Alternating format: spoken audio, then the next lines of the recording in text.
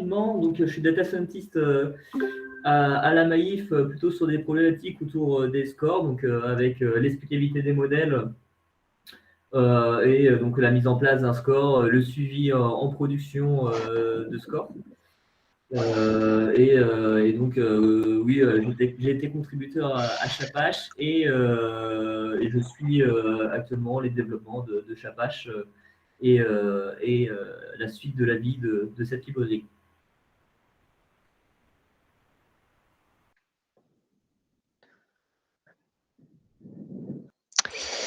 Et donc, Super, Guillaume merci. Vial, data scientist à la Maïf depuis 1 an. J'ai l'impression qu'en effet, il y a toujours un petit lag entre nous, Laurent. Je sais pas, est-ce que vous m'entendez bien? On t'entend, il y a peut-être un petit délai, mais c'est pas grave, continue. Ouais. Et est-ce que vous voyez bien mon écran? Tout à fait. Oui. Ok. Et donc, voilà, data scientist, on travaille essentiellement avec Thomas sur les scores qui ensuite servent à optimiser, à trier voilà, nos actions et faire plein de choses. Et on travaille essentiellement sur des données tabulaires. Donc, juste un mot sur la Maïf, parce que ça explique pourquoi, d'où on vient et pourquoi Chapache, qui est cette librairie open source, a été créée par la Maïf. Donc, la Maïf, c'est un assureur, mais une mutuelle. C'est-à-dire que, en fait, on n'a pas d'actionnaires, ou si nos actionnaires sont nos sociétaires. Donc, le seul objectif qu'on a, c'est de satisfaire quelque part nos clients. Et donc, c'est un modèle assez singulier et, parce que c'est le client avant tout et se fonder sur des valeurs qui sont pas l'argent à tout prix comme peuvent être d'autres sociétés. Et donc, c'est pour ça que d'avoir ces valeurs-là nous amène quelque part à se dire il faut qu'on participe aussi à la communauté open source, parce qu'on est également utilisateur de ces produits-là en tant que data scientist, et quelque part rendre quelque part ce qu'on nous a donné, ça fait partie des valeurs de la Maïf. Et puis ça a d'autres avantages, c'est de créer un projet open source comme Chapache. Ça a permis de renforcer le savoir-faire. Ça participe aussi à l'image de marque. Et puis c'est de l'innovation, et puis comme je le disais, c'est surtout de rendre un petit peu ce que nous on prend, ce qu'on nous a donné, et ce qu'on prend à la communauté. Donc là, je fais un petit focus sur les différentes solutions. Chapache, c'est pas le seul package qu'on a développé comme package open source. Il y en a d'autres, beaucoup que je rentrerai pas sur le détail, que ce soit Autoroshi, Zanami ou Daigoku, qui sont beaucoup plus tournés vers le développement informatique.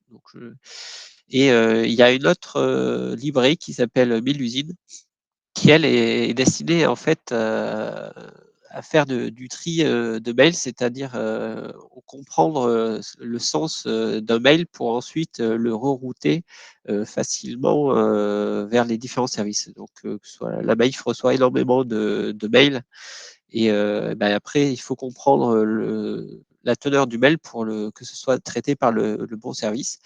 Et donc ça, c'est toujours, que ce soit Chapache ou Mélusine, ça a toujours été des cas internes qu'on ensuite on a voulu décliner, et se dire, on n'est pas les seuls, on n'est pas les seuls à rencontrer ce problème, donc offrir ça à la communauté, cette brique open source, pour qu'ils puissent s'en resservir. Donc nous, ici, on est aujourd'hui pour vous parler de Chapache, dont l'objectif est d'éclairer les modèles de machine learning Parce qu'aujourd'hui, faire créer un score, on peut très bien dire à notre conseiller, ben voilà, je pense que cette personne-là, elle est appétente à ce produit-là, tu ferais mieux de lui vendre ce produit plutôt que celui-là. Mais si le conseiller, il comprend pas pourquoi il doit faire cette action, pourquoi on lui dit qu'il vaut mieux vendre le produit A plutôt que le produit B, ben ça pose des questions. Ça pose des questions sur l'algorithme qu'on utilise, que ce soit toutes sortes de problèmes, et également des problèmes éthiques.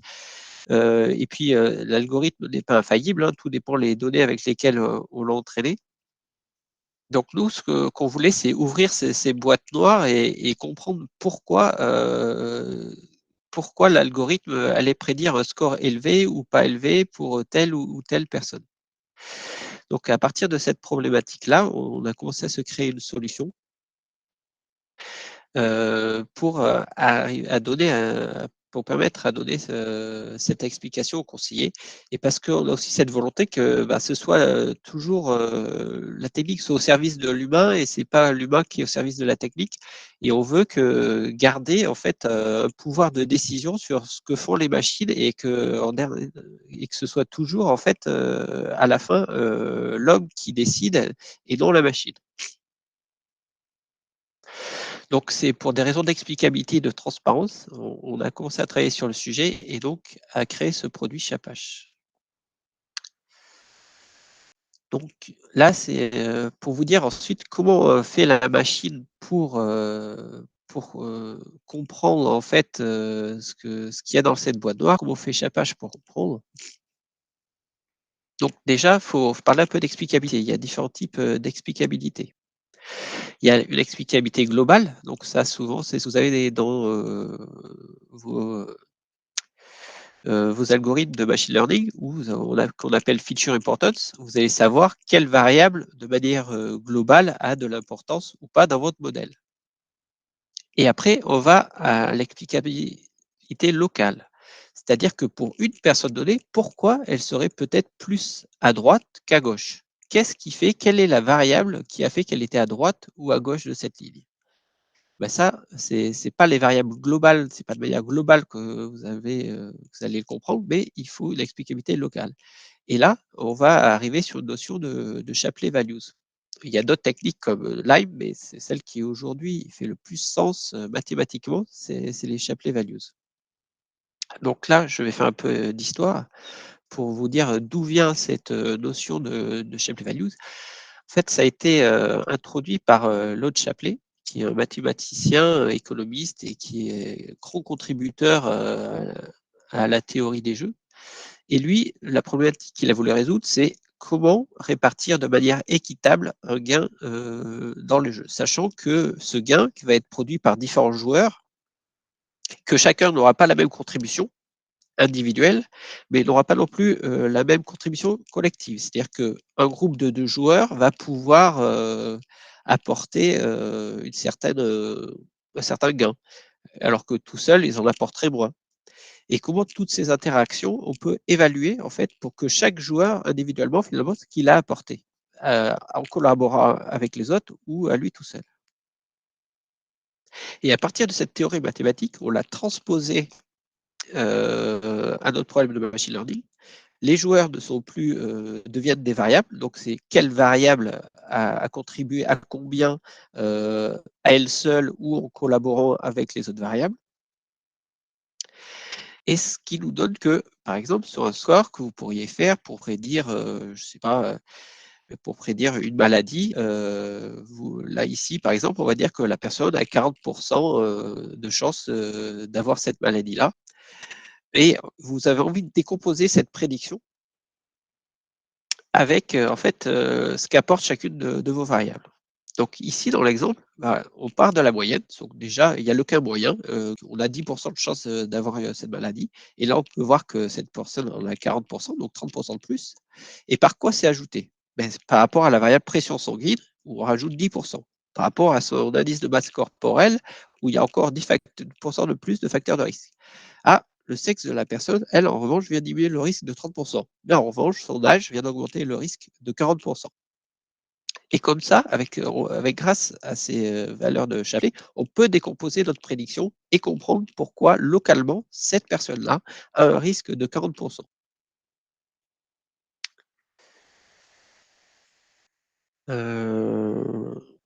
Alors, oui, donc ici, c'est pour vous dire que Chapache, donc c'est Tu veux bien que je présente, tu veux que je présente cette partie, pour Guillaume? ouvrir cette boîte noire et pour expliquer de manière simple ce qui se passe. Et ce qui se passe. Ouais.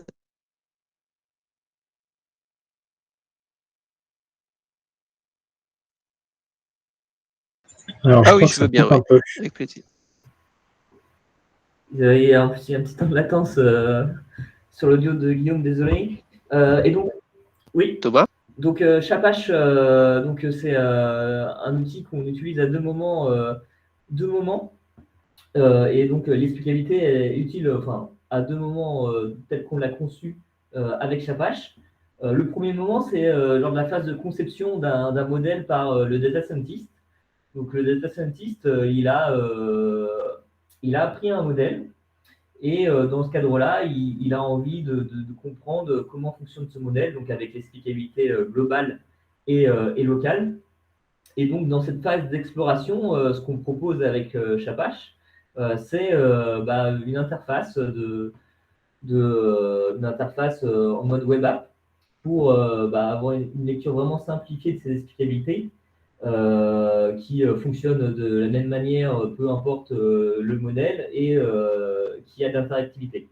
Donc, pour cette web app, on vous fera une démo avec Guillaume pour vous visualiser bien comment elle sert. Et cette explicabilité, elle peut aussi servir pour un modèle en production. Par exemple, on a un modèle qui score, qui prédit un besoin immobilier. Et à la Maïf, par exemple, un conseiller à qui on dit, voilà, notre sociétaire avec qui on est en contact, il a un besoin immobilier. Ce qu'on va lui proposer, en plus de cette prédiction de score, c'est le fait de lui donner des arguments qu'ont utilisé les modèles. Donc, on va pouvoir avoir cet argumentaire associé grâce à l'explicabilité locale qui va être donné à notre conseiller, et ça lui permet aussi de comprendre pourquoi on lui a remonté ce besoin. Donc voilà les deux principaux intérêts de Chapache. Si tu peux passer à la slide suivante, Guillaume. Par contre, je crois qu'il y a un délai de latence, donc je vais un peu enchaîner. Okay. Donc, en termes de fonctionnalité, Chapache, c'est une surcouche à des librairies qui font des calculs d'explicabilité locale. La principale, la plus connue, la plus utilisée, c'est Chap, qui a implémenté les Shapley Value avec une implémentation rapide et efficace selon certains types d'algorithmes. Il y a plusieurs types d'implémentation qui sont dans cette librairie. Et la deuxième librairie, c'est Lime. Lime, qui est aussi une autre librairie qui se base sur un modèle de substitution pour calculer des contributions locales. On a également une nouvelle librairie en termes de back-end intégrée à Chapache qui s'appelle ACV pour Active Shapley Value. C'est une librairie qui a été faite par Copmetry, une société spécialisée en data science et qui propose des fonctionnalités, des contributions locales qui répondent à quelques limites de Chap et des Shapley Value. Donc voilà, donc Chapache, c'est une surcouche à ces deux librairies d'explicabilité locale. Et donc nous, ce qu'on propose, c'est des visualisations qui sont simples et lisibles par tous. Et donc quand on dit tous, c'est pour les data scientists, mais également pour les présenter à des métiers, à des personnes non techniques. Donc une web app. Ce qu'on fait, c'est qu'on a des fonctionnalités de warning de libellé, parce que par exemple, quand on a dans notre jeu de données une variable catégorielle qui a différents libellés techniques. Avant de les mettre dans un modèle, on va les les encoder pour les transformer en variables numériques, donc en 0, 1, 2. Et nos fonctionnalités de wording permettent d'inverser cet encodage pour restituer les libellés non techniques à l'utilisateur.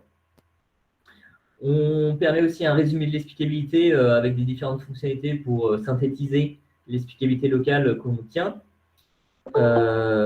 Une petite fonctionnalité de déploiement en production avec un objet un peu plus spécialisé pour la production. Et surtout, l'idée de Chapache, c'est d'avoir un outil ouvert, c'est-à-dire que il va pouvoir être utilisable par les data scientists avec toutes sortes d'encodages, d'encodeurs et toutes sortes de modèles. On prend en compte des modèles type CatBoost, LightGBN, les modèles Sklearn. Et donc, ce qu'on essaye de faire, c'est de ne pas enfermer l'utilisateur, le data scientist, dans un mode de fonctionnement, mais vraiment d'avoir une utilisation qui va pouvoir être utilisable avec toutes sortes de fonctionnements. Si tu peux passer à la slide suivante. La slide suivante, on peut la passer très rapidement, en fait, parce que je pense que tout à l'heure, on fait une démo, donc ça, c'est juste du code, juste pour montrer en fait, qu'en 3 lignes de code, on obtient la web app Chapache. Et Guillaume, tu vas pouvoir présenter la démo de Chapache pour illustrer tout ce qu'on s'est dit.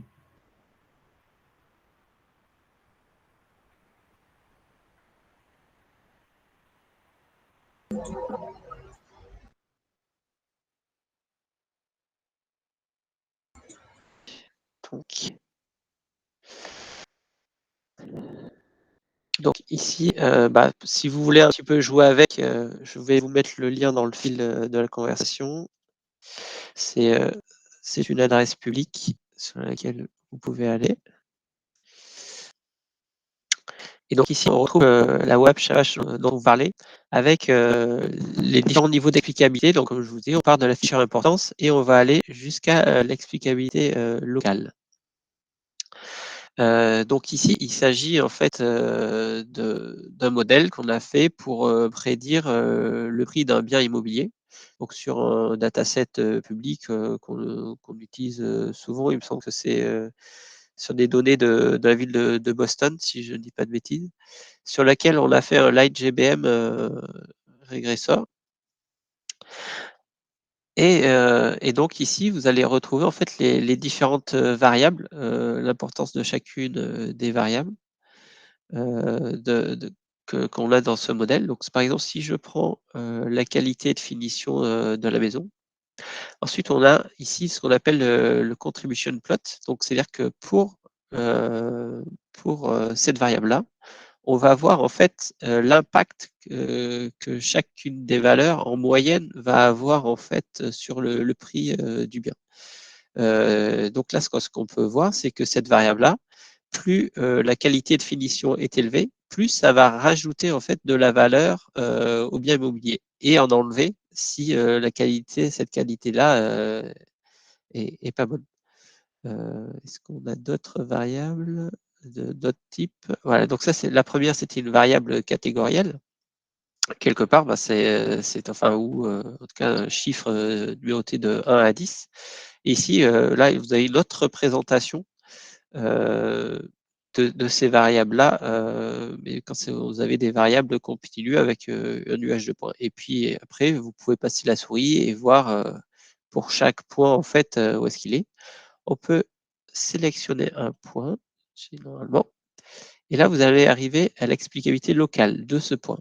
Alors là, on est plutôt sur quelqu'un qui, par rapport à la moyenne, a une valeur plus élevée.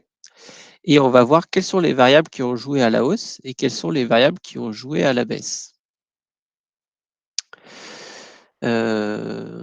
Après, on a ajouté des fonctionnalités sur le côté si vous voulez afficher plus ou moins de features. C'est-à-dire que vous voyez ici, en fait, on a caché les variables pour lesquelles qui ne contribuaient pas assez on s'est dit pas afficher, mais vous pouvez modifier en fait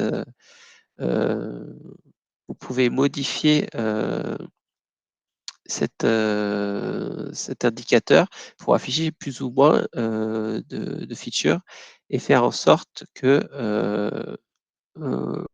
ces variables cachées réapparaissent. Vous pouvez aussi afficher les positives, que les positives ou que les négatives. Et ensuite, si vous voulez vraiment voir pour une variable en particulier, ici, vous pouvez faire des filtres ou vous pouvez même regarder pour un groupe de variables. Donc, par exemple, si on voudrait que les variables, que les individus qui ont une valeur first floor supérieure à 900, on peut mettre ici un filtre et vous avez ce sous-groupe qui va apparaître. Et vous allez pouvoir voir si ce sous-groupe a les mêmes variables, même importance de variables que le groupe normal. Thomas, est-ce que tu as ajouté quelque chose sur la démo? Ça me semble clair. Après, on pourra voir plus tard si vous avez des questions sur cette web app. Et alors moi j'ai une première question. Okay. Est-ce que actuellement à la Maïf, Chapache est utilisé par le métier pour justifier certaines décisions ou pas encore?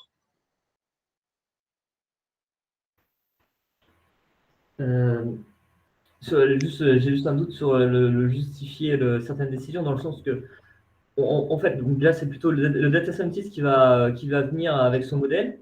Il va compiler cette web app Chapache. L'intérêt de la web app, c'est que sans trop travailler, il faut quand même l'analyser, mais on va pouvoir directement venir vers le métier avec cette URL et lui présenter la web app sans avoir à faire des PowerPoint et avoir passé beaucoup de temps à montrer à imprimer les éléments pour lui montrer. On a directement les éléments à présenter.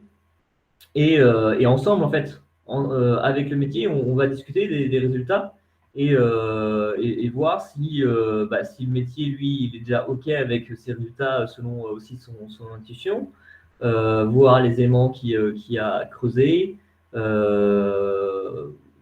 Ce qui intéresse vraiment les métiers, c'est aussi que l'on soit en capacité de donner l'importance des variables sur le modèle. Et lui, il va lui dire, bah oui, moi je suis d'accord avec ça. Ah mince, moi je pensais que cette variable-là serait plus importante. Et donc ça permet aussi parfois sur certains cas d'usage de se dire, bah, finalement, est-ce que nos données qu'on a prises, elle est correcte et est-ce qu'il fallait avoir un indicateur un peu différent? Toutes ces facettes-là, en fait, on va pouvoir les travailler en interaction avec le métier, quoi. Je ne sais pas si ça répond à entièrement toutes tes questions. Oui, c'est OK. Deuxième question, éventuellement. Et en effet, cette web app nous permet plusieurs choses. Ah. Bah, vas-y. Je vais dire que c'était en effet, c'est en effet pour discuter avec nos métiers, mais en amont, c'est même pour nous, ça nous sert, ça nous permet d'avoir une vision d'ensemble en fait de notre modèle et de comment il fonctionne, comment les variables interagissent, quels effets ont les variables sur les prédictions. Et comme on l'a dit avant, ensuite c'est l'étape d'après, pas forcément la web app, mais des autres fonctionnalités de Chapache qui sont utilisées, elles, en production pour expliquer directement aux conseillers pourquoi telle personne a tel score. Vas-y, par exemple, je te laisse la parole pour la deuxième question.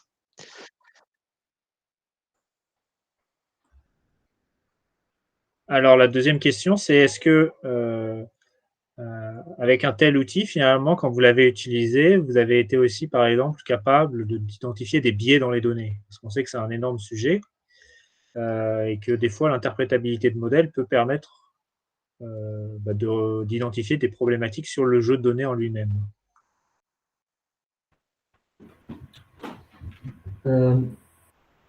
Là, ouais, enfin, on a des cas d'usage plus exploratoires où c'est vrai que les données ne correspondent pas au sens que, enfin, en tout cas, fonctionne mal. Le modèle comprend mal les données telles qu'on penserait qu'elles devraient fonctionner. Et donc là, on retravaille un peu sur cet aspect données. Est-ce qu'on a récupéré la bonne donnée ou est-ce qu'on peut avoir un autre indicateur similaire qu'on pourrait tester?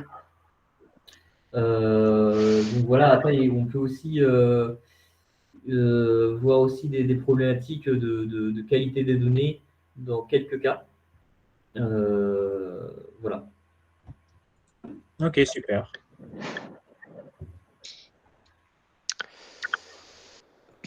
Donc, je reviens.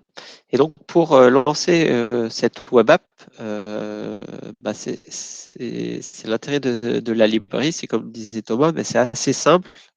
Et on peut comme ça se permettre de passer plus de temps sur l'analyse que sur la conception de tous ces dashboards ou de ces PowerPoint qui nous prennent du temps. Donc là, en quelques lignes de code, on apporte l'objet Smart Expedia de Shapash. On l'instancie. Ensuite, on compile l'objet avec la méthode compile. On lui passe le modèle, on lui passe le jeu de données, l'encodeur, mais ça même c'est optionnel, ainsi que les prédictions, parce qu'il est censé être capable de les retrouver. Et certaines informations de post-processing si vous en avez fait. Et ensuite, on n'a plus qu'à lancer l'application et en fait, vous obtenez directement tout ce qu'on vient de vous montrer. Donc, c'est vrai que c'est assez simple en fait d'ensuite de pouvoir passer tout de suite à la phase analyse et regarder si les variables, par exemple avec ce contribution plot, vous dit, ça vous paraît logique ou ça vous paraît n'importe quoi, ce qui en effet peut vous dire que vous avez un problème soit de données, soit dans votre modèle qui finalement ne comprend pas votre variable, essaye de faire des choses avec, mais c'est pas du tout ce que vous attendez. Donc, il vaut peut-être mieux l'enlever la variable de votre modèle. Alors, si on passe. Alors, on pose une Donc question, ça, c'est qu'est-ce que représente House ce dont Dict? on vient de voir. Oui. Ah, C'est une bonne question. Et, ah, et ça, on va le voir plus en détail après dans les exercices.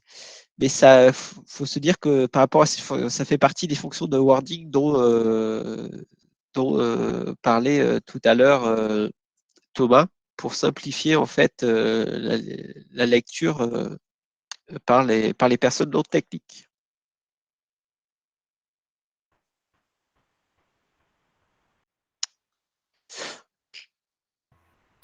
là, c'est le Shapash Report. En Vas-y fait, Thomas. on a juste une fonctionnalité qui fait un rapport HTML qui fiche du coup tout ce qu'on a dans l'explicabilité et la web app dans un rapport HTML.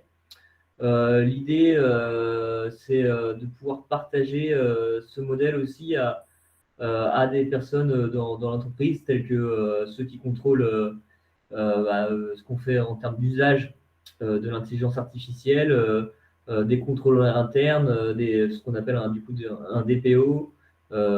Et ça peut aussi servir pour la collaboration entre data scientists euh, quand il n'y a pas la web app et aussi quand on veut rajouter quelques descriptions sur le modèle, sur le jeu de données qui a été utilisé, sur certains choix qui ont été faits, sur l'entraînement. Donc, ça peut être intéressant.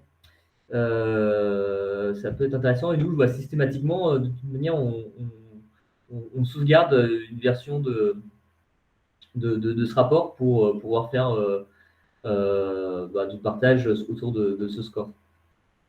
Vous le versionnez dans vos systèmes de versionning, dans vos projets, par exemple? Ouais, ouais, c'est ça. Ok.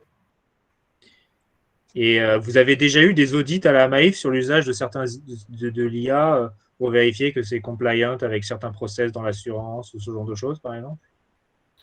Alors, à la Maïf, là, on travaille avec également avec Cropmetry autour d'une grille d'évaluation de nos pratiques autour de nos projets d'IA.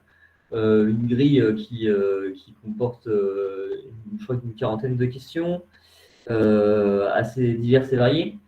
sur nos usages de l'IA, la prise en compte de différents risques, est-ce que justement, où est-ce qu'on sauvegarde les différents éléments, donc assez diversifié. On travaille de manière assez itérative, puisqu'on a commencé depuis 2020 ou 2021 sur ce sujet-là, et ça avance petit à petit. Peut-être qu'on sera amené à communiquer dessus de manière plus, enfin, de plus communiquer dessus à l'externe sur ces pratiques-là à l'avenir. Ouais. Alors, il y a une question, est-ce que les graphiques sont intégrés automatiquement dans le rapport HTML ou est-ce que c'est à faire à la main? Automatiquement, on passe par, actuellement là, on passe par une petite combine avec Papermill qui permet de générer un notebook automatiquement, et ce notebook-là se convertit en HTML. Okay.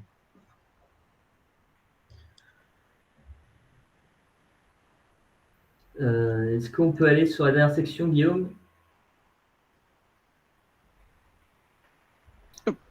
Juste pour vous parler d'une dernière contribution de Société Générale qui est très intéressante et qui se base sur la confiance qu'on peut avoir sur les méthodes d'explicabilité. Parce que les méthodes type Shapley Value ou Lime ont quelques limites. Et selon les cas d'usage, on a besoin d'avoir plus de confiance sur les explicabilités locales que l'on sort. Et donc, il y a eu 3 nouvelles métriques qui ont été intégrées. La première, c'est la stabilité, qui consiste à se dire, est-ce que nos explicabilités locales sont stables? C'est-à-dire que si on prend deux individus, si on prend un individu et qu'on regarde les individus qui sont les plus proches en termes de caractéristiques, est-ce qu'ils ont une explicabilité locale qui est similaire? Et donc, autour de cette question-là, il y a différents graphiques qui sortent. Et donc, c'est les graphiques plutôt sur la partie gauche. Le mieux, c'est d'aller voir dans Chapache, sur le GitHub Chapache pour plus de détails. Et donc, on a donc ces notions un peu de stabilité en mode local et en mode aussi faire ressortir les variables qui sont plus ou moins stables en termes d'explicabilité. On a également une métrique autour de la consistance des explicabilités. Le principe, c'est de dire, voilà, on compile nos explicabilités avec plusieurs méthodes. Et est-ce que ces méthodes-là sont... quelle est la distance entre ces méthodes-là? Et donc, si on compile ces explicabilités avec 3 méthodes, est-ce qu'il y a une méthode qui est distante des deux autres, ou est-ce qu'elles sont toutes similaires?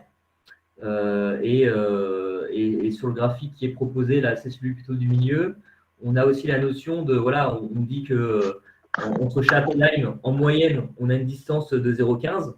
Et localement, sur un individu, qu'est-ce que ça veut dire en fait d'avoir 0,15 d'écart entre des explicabilités pour pouvoir se dire visuellement, est-ce que c'est quelque chose de très impactant ou assez peu?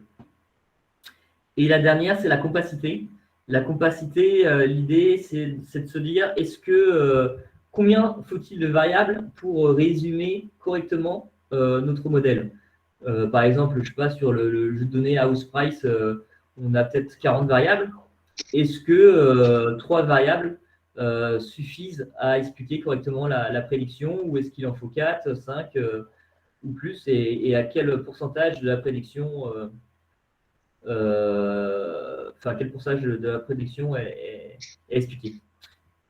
Ça, c'est pour une petite présentation rapide de ces méthodes de comparaison d'explicabilité et de qualité d'explicabilité. Mais si vous voulez avoir plus de détails, déjà, vous pouvez poser des questions.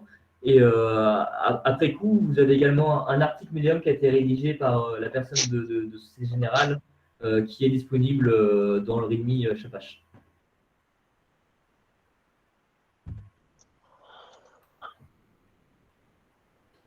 Alors, je vois une question sur les modèles de deep learning. Donc, oui, en fait, on peut. Donc, Chapache, par défaut, n'accepte pas ces modèles de deep learning parce que pour l'instant, on a pris le parti que pour les principaux méthodes de scoring, c'était plutôt efficace avec des modèles plutôt type gradient ou arbre.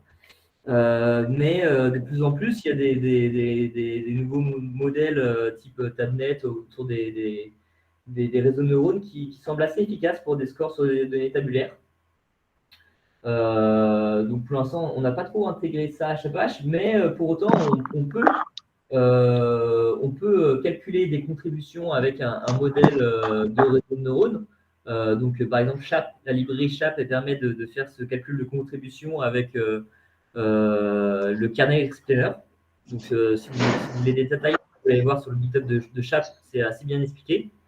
Et une fois que vous avez calculé vos contributions locales, ce data frame de contribution locale, il peut être intégré au compile de Shapash et obtenir la web app et les différents plots et sorties de Shapash.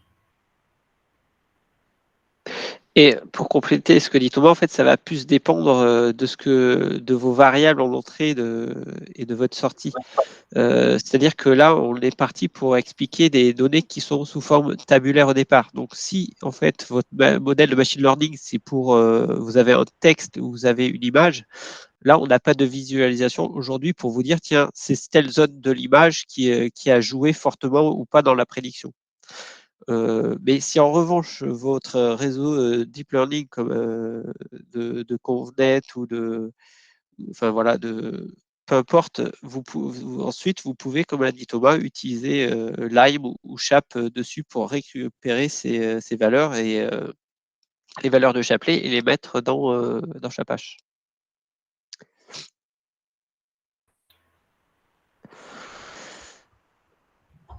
Thomas, Alors, une question sur...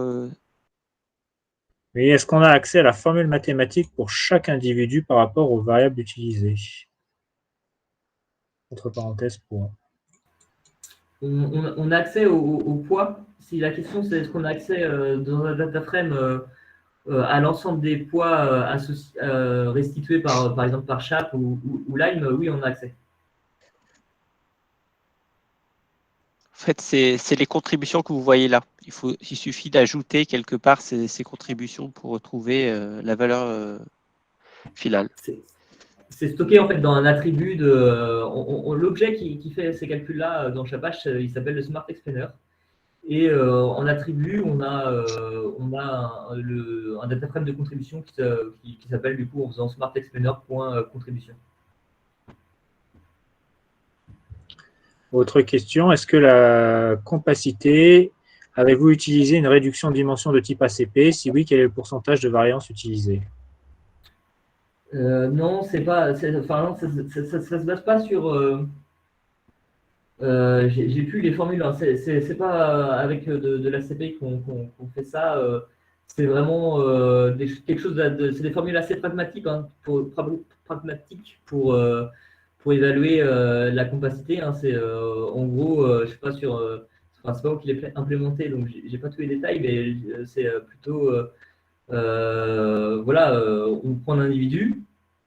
Si on prend les trois premières variables, si on somme la contribution des trois premières variables, c'est la somme de ces trois contributions représente quel pourcentage de la somme des contributions totales. Et donc, par exemple, ça somme, pour un individu, ça somme peut-être 90%, pour un autre, ça somme 85%, et on fait la moyenne de ça, nombre de variables par nombre de variables. Top. Ce que je vous propose, est-ce que vous avez fini? Oui, merci beaucoup. Ce qu'on vous propose maintenant, c'est de passer à un petit atelier pratique très rapide où vous allez pouvoir prendre en main Shapash et vous allez pouvoir utiliser l'outil pour interpréter un premier modèle. Et comme ça, si vous avez besoin de ça dans votre métier ou dans vos projets ou là où vous voulez, vous saurez vous y mettre rapidement. Alors, question avant. Combien de temps prenez-vous pour expliquer un modèle? Mon N+1 veut savoir comment il peut contrôler l'état du modèle en 10 secondes, mais je pense que ça prend plus de temps.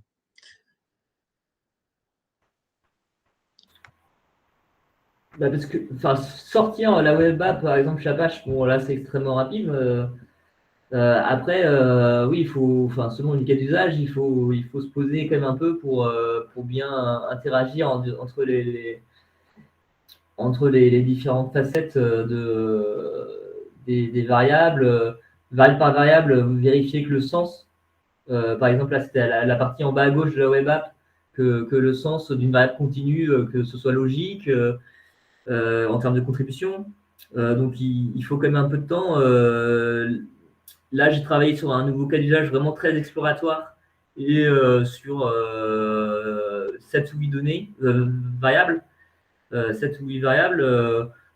En une demi-heure, une heure, on peut avoir une bonne compréhension de l'ensemble de comment fonctionne le modèle et le sens des variables et pouvoir restituer ça ensuite avec le métier de manière interactive. Je pense que même avec des outils très pratiques, dans tous les cas, ça demande du temps d'interprétation et il est illusoire, en effet, dans mon avis, de voir quelque chose en 10 secondes, à moins que la personne ait une expertise métier absolument démentielle et que quand elle voit les graphes, elle est tout de suite capable de comprendre quelque chose. Plus le domaine, ça va être compliqué, même avec des outils, plus il faudra prendre du temps pour comprendre comment se comporte le modèle.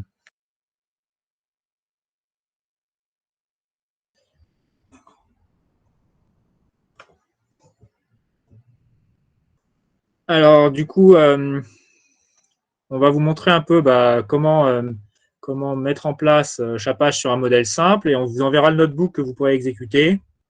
Si vous voulez également, donc Guillaume a mis le lien du GitHub, donc pour installer ça, vous installez ça avec PIP, c'est très facile. Et on va vous envoyer un petit notebook. Également, si vous voulez, voilà un petit bout de code, le temps que Guillaume vous montre, un petit bout de code dans un fichier Python que normalement, si vous avez bien tout installé, vous allez pouvoir lancer le dashboard. Et Guillaume, lui, va vous montrer peut-être quelque chose d'un peu plus détaillé qui vous permettra justement de mettre en place des options.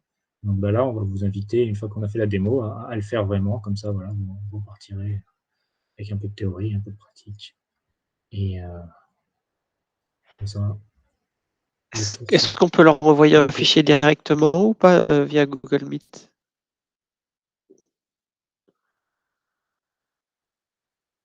Là, je pense que ça va plutôt être, il va falloir envoyer un lien. D'accord.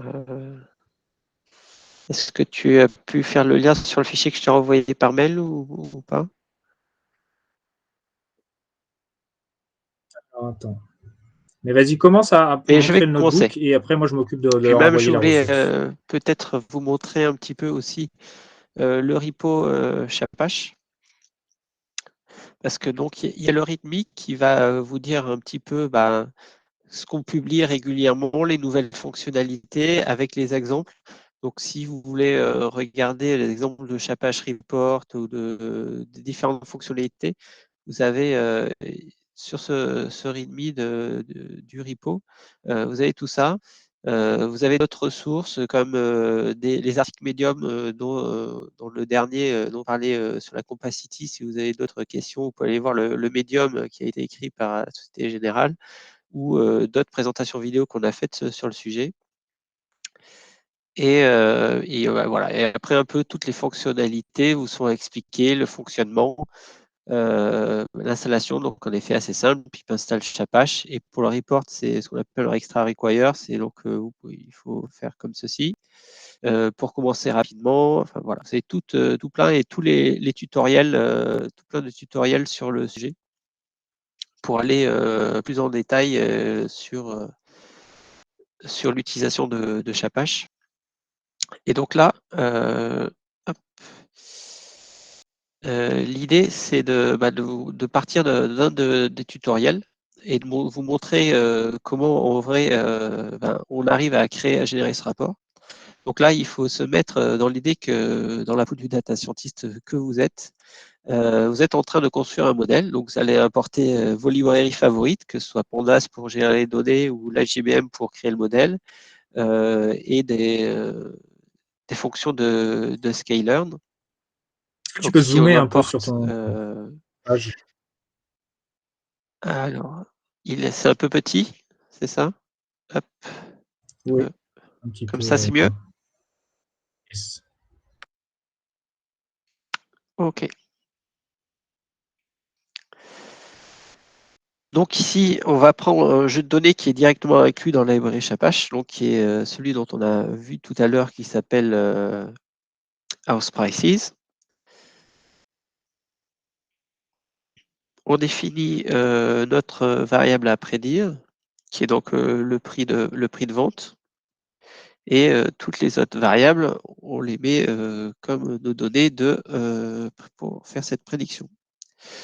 Alors, voilà, si on regarde un petit peu les données, ce que l'on a à l'intérieur, on a différentes variables, que ce soit des variables numériques ou des variables catégorielles. Donc, on va utiliser un ordinal encodeur parce que ça fonctionne bien sur tous les algorithmes type XGBoost, enfin voilà, de gradient boosting, donc XGBoost, CatBoost, LightGBM. On sépare notre jeu de données en deux comme habituellement, le trail et le test pour vérifier que vous n'avez pas d'overfitting. On va faire entraîner notre modèle, l'IGBM, et donc c'est assez rapide parce que c'est un petit jeu de données. Et donc voilà, maintenant on est à l'étape où on va essayer de comprendre ce qui se passe dans notre jeu de données. Donc pour utiliser Chapache, on va d'abord importer l'objet Smart Explainer, on l'instancie, on va le compiler, c'est-à-dire on va lui passer les informations dont il a besoin pour lui calculer les valeurs, faire le chapelet et faire tout un tas d'opérations derrière. Donc ici, on va lui passer le jeu test, le modèle que l'on a utilisé, donc c'est l'IGBM, et on va lui préciser l'encodage que nous avons utilisé sur le jeu de données. Et une fois qu'on a fait ça, il suffit ensuite de lancer la web app. Donc ça vous met le lien ici. Donc il me semble que moi je l'ai déjà lancé. Si on fait actualiser.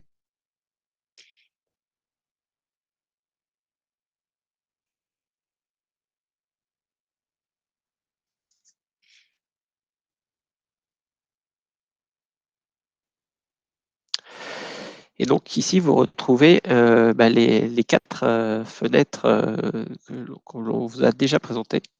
Mais vous pouvez voir peut-être par rapport à tout à l'heure, et c'est donc là où j'ai eu la question du housedict.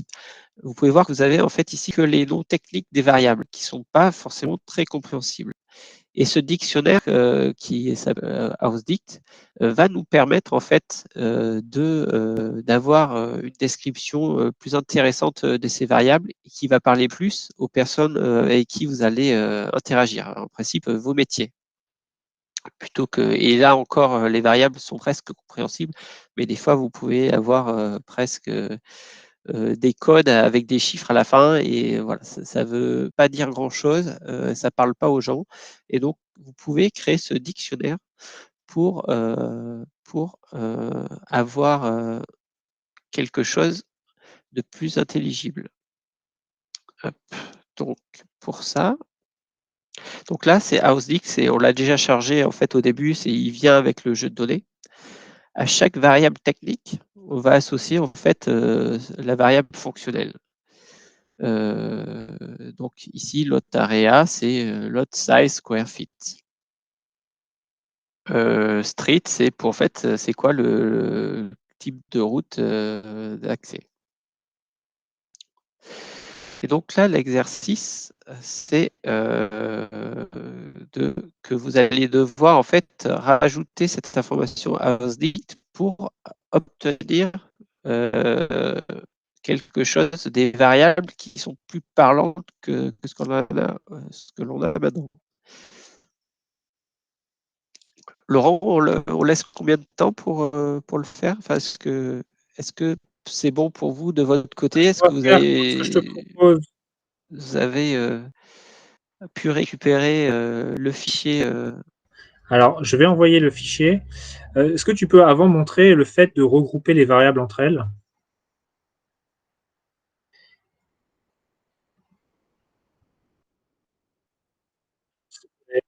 Bah, Ça, c'est montre après comme le ça. deuxième Après, ce qu'on exercice. va faire, c'est que je pense qu'on va Mais pas tarder à terminer la session et j'enverrai le replay du webinaire avec les exercices.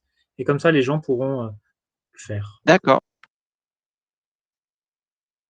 D'accord. Donc, je montre. Donc, en fait, ici, il s'agit de rajouter ce paramètre-là, HouseDix, dans notre Smart Explainer, de recompiler, et vous allez voir que tous ces noms de variables vont devenir beaucoup plus explicites parce que ce sera la description complète qui sera affichée et non pas juste le nom technique de la variable. Voilà. Et donc ici, en fait, on a dans ce modèle beaucoup de variables. Vous voyez, même ici, quand on va dans la description locale, il y a beaucoup de variables qui ne sont pas affichées, tellement elles sont nombreuses et qui ont un poids assez conséquent finalement dans la prédiction. C'est quand on les regroupe. Donc l'idée, c'est difficilement analysable pour l'humain quand on a 100, 150 variables. L'idée, c'est de se dire, on peut regrouper ces variables qui ont un sens pour nous parce qu'elles représentent un même thème et de voir en fait finalement quel est dans leur catégorie le poids qu'elles ont sur la prédiction. Attends, il faut que je tue. Hop.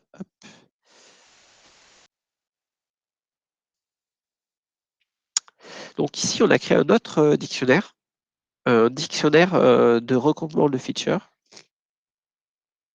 Ou par exemple, dans size, on va mettre toutes les informations, toutes les variables qui ont un rapport avec la taille.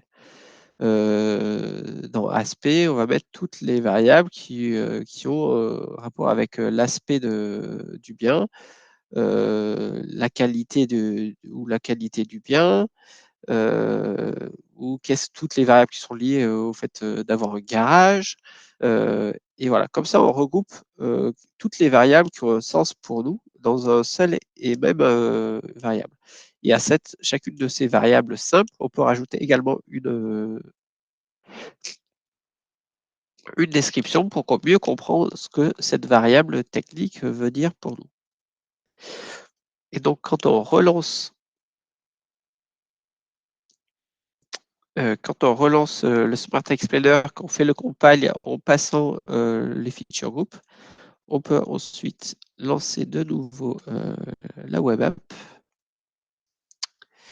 et vous allez voir que l'aspect va changer et on n'aura plus ce côté ici dans ce local plot des variables qui n'apparaissent pas parce qu'ils sont de contribution trop faible, parce qu'on les aura regroupées et qu'on pourra toutes les afficher finalement sur l'écran.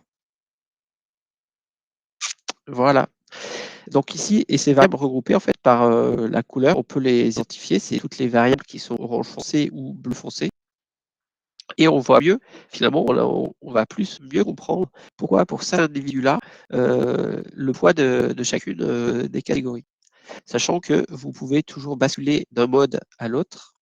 Donc là, c'était groupé. Là, on voit maintenant que c'est pas groupé et c'est moins intelligible que lorsque on peut présenter ces groupes fonctionnels et le poids associé à chaque groupe.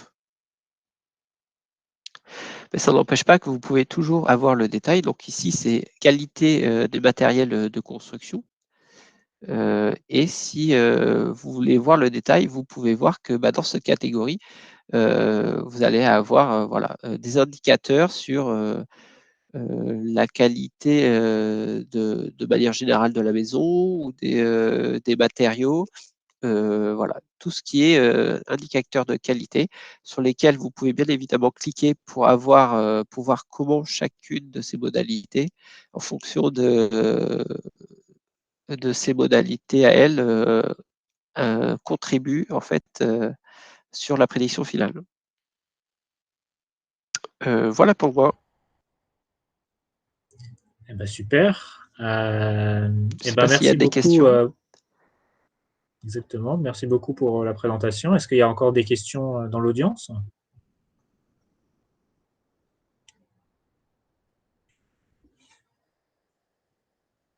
Alors, oui, Marie, en effet, on peut l'option en haut, groupe et non-groupe, on permet d'afficher le mode groupe, les variables groupes. Et quand on clique sur un des groupes, il est possible d'avoir le détail également.